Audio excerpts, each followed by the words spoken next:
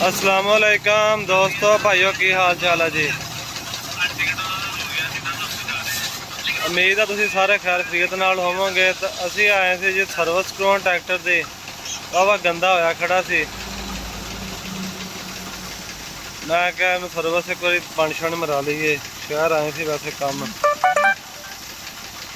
क्या देख लो जी। 21 मॉडल आ 375।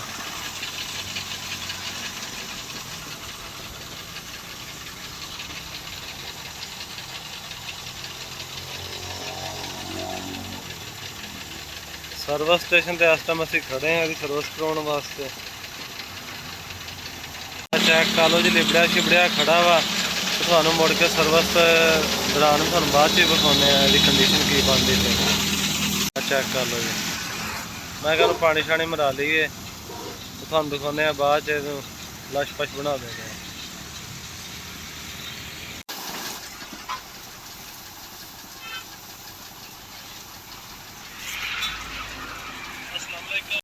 हाँ देख लो जी सर्विस हो गई आ।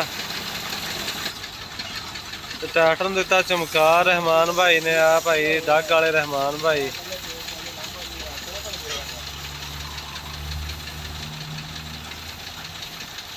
ਜਿਹੜੇ ਦੋਸਤ ਭਰਾ ਸਾਡੇ ਚੈਨਲ ਤੇ ਨਵੇਂ ਆ ਉਹ ਚੈਨਲ ਨੂੰ ਸਬਸਕ੍ਰਾਈਬ ਵੀ ਕਰੋ ਤੇ ਵੀਡੀਓ ਨੂੰ ਲਾਈਕ ਵੀ ਕਰੋ।